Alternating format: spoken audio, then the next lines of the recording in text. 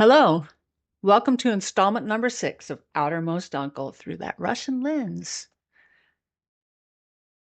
To celebrate Thanksgiving 2022, my cousin John and his wife Gabe, who reside in Southern California, rented an Airbnb in Tacoma, just south of Seattle. Bob and I and our dog Luna had been invited to join in the holiday dinner along with our good friend Cindy. John has spent years cataloging his mother's effects in an effort to settle her estate. As a candle burned and the rest of us proceeded to drink and talk in the kitchen, John worked in the other room. We were celebrating and being thankful. Okay, we were getting drunk. While John was scanning photos and papers, he would pop in every now and then to take a break and share some tidbit he'd found. Like, oh, this picture here. I have no idea who this woman is or that kid, but this has become my favorite family picture of all time. Just look at it. I mean, 1,000 words. Anyway, back in the kitchen, we lit a candle for my dad. Fred had passed away just before Thanksgiving the year before. There hadn't been a memorial. My dad was an avid poker player. His game of choice, his shuffle and bluff bromance, his poker passion was Texas Hold'em. Throughout his 80s, he religiously drove to the boat bar on Bald Eagle Lake to play at least twice per week. He played the game at other card rooms in Southeast Michigan, but the boat was his house, though he didn't drink. He once won a stake in a Texas Hold'em tournament in Las Vegas, but he didn't go. I harped on him, too. I wanted to accompany my 80-something-year-old dad to Vegas. What an opportunity for some crazy fun with my old man, not to mention the photo ops. He finally told me he had no plans to go and liked being a big fish in a small pond. My dreams were dashed. Okay, that was a digression. Earlier in the night, we're back to Thanksgiving, John mentioned that there were some specific pieces he wanted to share with me. At one point in the evening, he plopped a short stack of prints and papers on the kitchen table and asked, "So what do you know about our Uncle Bill?" We talked about the stuff my mom had said about Bill. John asked, he went to MIT? Maybe. No, I don't think I knew that. My cousin Kate is a family research whiz, not me. With a sort of a what do you make of it air, he handed me an honorable discharge certificate from the U.S. Army for William Armstrong scales, dated 1961. Bill was in the Army. The date of 1961 was a bit unsettling as he disappeared in 1958. Bob glanced at the certificate and noticed it read USAR. It was an honorable discharge from the United States Army Reserve.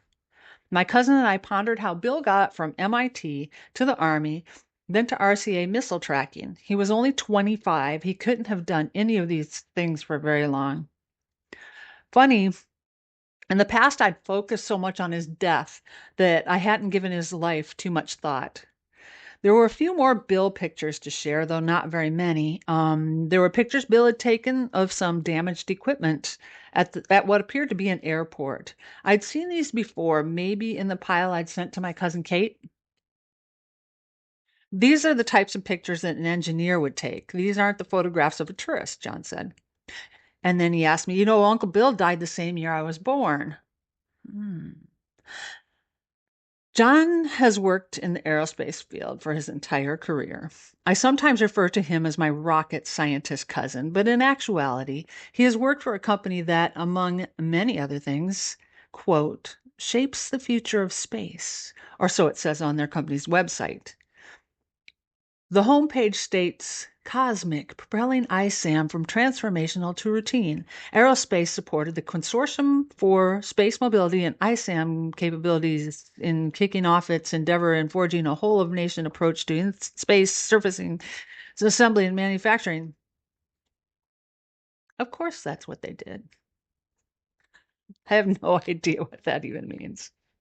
John has always been infatuated with space. In fact, one of my very first interactions with John happened in 1978. He was operating the Bubbleator, a spacey plexiglass bubble-like elevator installed at the Seattle Center during the 1962 World's Fair. The Bubbleator was a focal point of the Century 21 exhibit. Upon entering the Bubbleator, a voice would say, "Please step to the rear of the sphere. Step off into the future." It was removed in 1980. When I stopped by the center in 1978, I didn't really know John at all. In the bubbleator, he simply sat on a stool and read a book while pushing a button, completely uninterested in the tourists who came and went. I think he was on a school break from Gonzaga University at the time.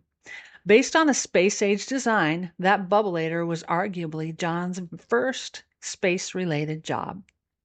And Bill's pictures from home and pictures of Bill at home, I recognized grandmother's house in the background. There were other pictures as well. This picture here, I can discern the distinct patina of vintage paper. It's got a lot of dust specks as well, the bane of any darkroom printer. It's a night shot of the sky. See that streak there, that tiny streak?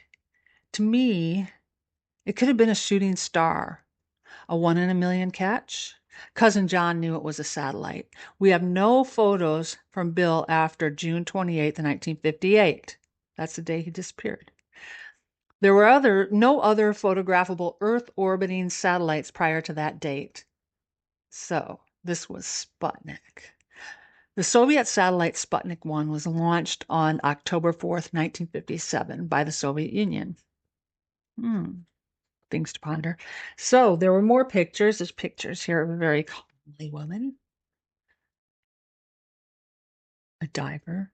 We went through the pictures and some other miscellaneous papers that thing. The next few months, we riffed off each other, sharing little discoveries or questions regarding our Uncle Bill. The Sputnik thing. I wouldn't have known that. Was a collaboration beginning to form? Who on earth was this enigmatic William Scales?